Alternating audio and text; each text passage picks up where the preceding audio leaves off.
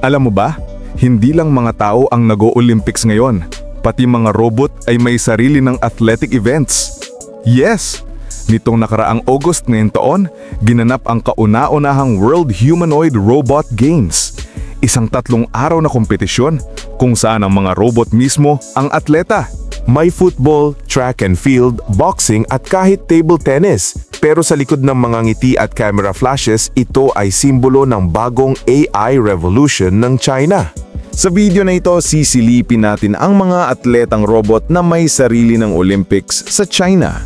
Samahan mo ako sa isang futuristic time travel dito sa Beijing.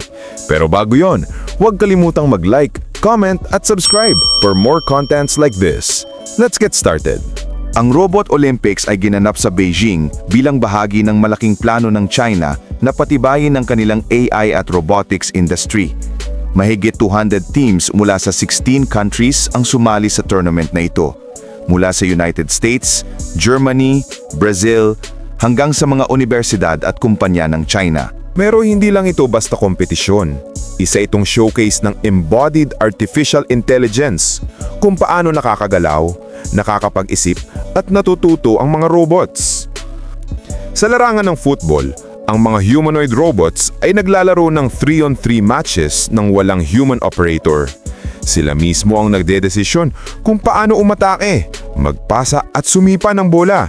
At sa finals, tinalo ng THU Robotics mula sa Tsinghua University ang team ng China Agricultural University sa score na 5-3. Parang bata pa raw maglaro ang mga robot.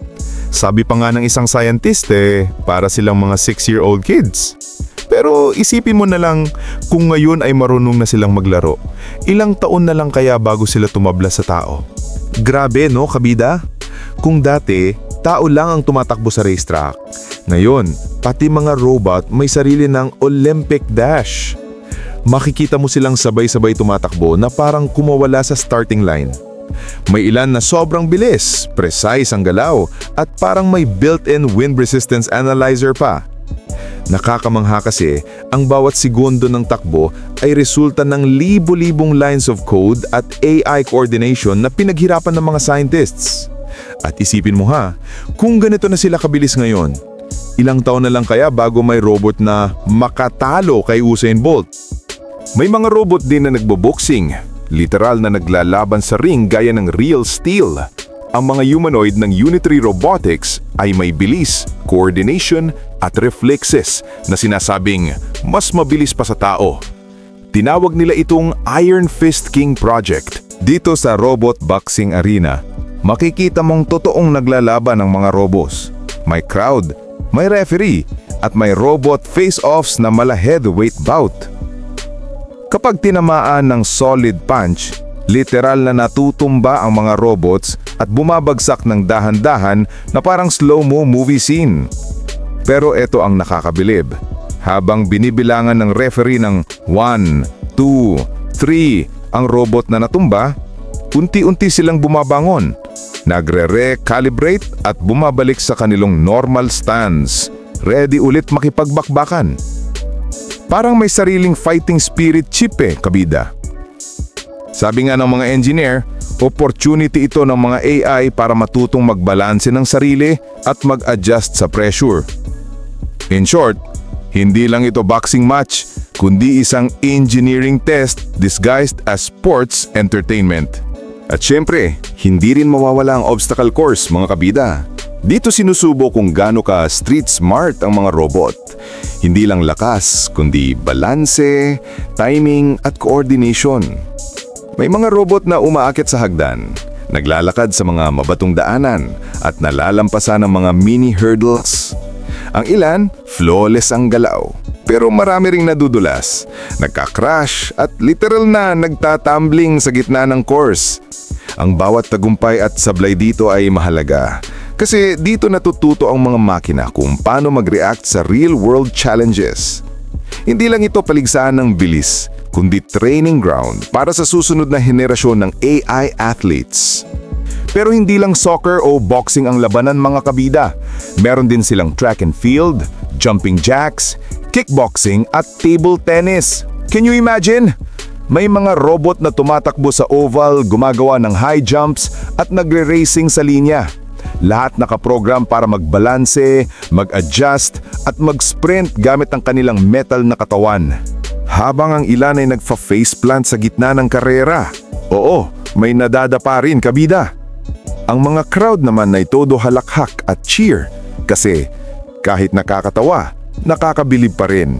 Dahil sa bawat pagkadapa, may natututunang bagong algorithm ang robot. Parang buhay lang. Fail, learn, upgrade, repeat. At ayon sa mga organizer, dito raw sinusubok ang endurance, ability, at battery life ng mga humanoid robots, ang tunay na sukatan ng athleticism sa mundo ng AI. Pero higit pa sa entertainment, ang Robot Olympics ay simbolo ng bagong tech race ng China. Sa likod ng mga ngiti at palakpakan, may halagang $20 billion na subsidy mula sa gobyerno ang natanggap nila. At plano pa nilang lumikom ng 1 trillion Chinese yuan para sa AI fund. Ang layunin? Simple, maging global leader sa robotics at AI. Ayon sa Morgan Stanley, pagdating ng year 2050, ay posibleng magkaroon ng China ng mahigit 300 milyong humanoid robots. Sobrang laki ng agwat kumpara sa 77 milyon na inaasahan sa bansang United States. At kung magpapatuloy ito, baka nga sa susunod na mga dekada, ay robot na din ang maging kasama mo sa opisina, ospital, o sarili mong tahanan. Kaya next time na makita mo sa balita ang mga robot na naglalaro, nagluluto, o naglilinis ng bahay, ito na ang bagong revolusyon. Hindi na Industrial Revolution, kundi Artificial Intelligence Revolution. Ikaw, kabida, kung dumating ang panahon na mas mabilis, mas matalino, at mas matibay na ang mga robot kaysa sa tao, handa ka ba? Kapag nagtrabaho na ang mga robot sa lahat ng industriya, saan na kaya papunta ang mga tao? Kung dumating man ang panahon na mas magaling nang magdesisyon ng AI kesa sa tao, kakayanin kaya nating kontrolin ang sarili nating nilikha? O baka tayo na ang maging project nila? Ang Olympics for Humanoid Robots in Beijing, China ngayong 2025 ay hindi lang tungkol sa mga robot na nagsasoccer o nagbaboxing, kundi sa panibagong yugto ng kasaysayan kung saan ang mga tao at makina ay sabay tatakbo sa hinaharap. Kung nagustuhan mo ang video na ito, don't forget to like, share, at subscribe for more contents like this. Maraming salamat sa panonood. Hanggang sa muli, kabida!